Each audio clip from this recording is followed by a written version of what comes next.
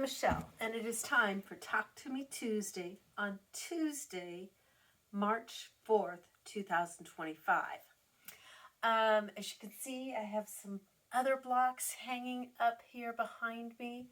This was clue 2 for the 2025 Mystery Quilt Along that I'm doing with Corner Curve Quilts, my online quilt shop and pattern design.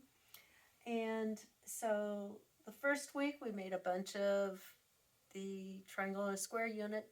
This week we had to make 4-patch with green and white. So white square on each side, and then triangle and square on each side of the 4-patch, and put them together. So that's fun. I love the bright colors. It's making me think of spring.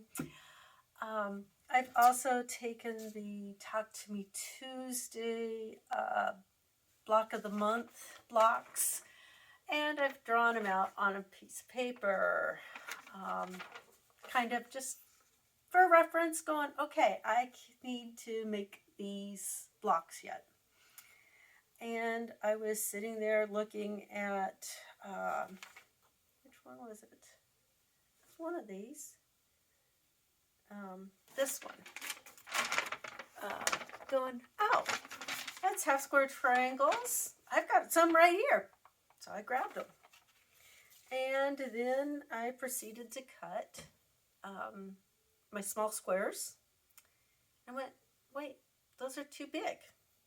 So went and cut them smaller. Started sewing them together, and I ended up with this block. But this block is 8 inches. So I originally cut the correct size square for what I needed, but because I had grabbed my 2.5 inch unfinished half square triangles that I had sitting there waiting to be used up, I made the wrong size. So recut, and now I have one the correct size. So decided which way it's going to go. That might look neat on a point, but I don't think I need, with all the blocks that we're making, I don't need to make it on point and make it ginormous quilt. Because taking a 12-inch block and turning it on point turns it into about a 17-inch block, which I did that once with some basket quilts, and that quilt ended up becoming 2 queen-size quilts. And my son, I said my blocks were growing exponentially when I just turned them on point, because then I needed way too many. And he looked at me and said, no, Mother, they're not growing exponentially, they're growing linearly. Well, that's my engineer for you, even though he's high school math science center at that time. But anyway, I ended up with that quilt, and I could show that sometime, making 2 queen-size quilts, 2 totally different looks. One ended up blue and yellow, more so blue sashing on it.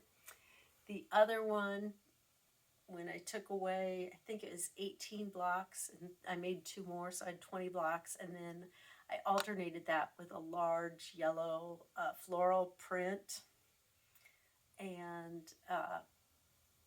it is, being predominantly yellow, is a lot brighter and lighter, so it's kind of like a winter quilt and a summer quilt. And the yellow one is on my guest bedroom bed right now.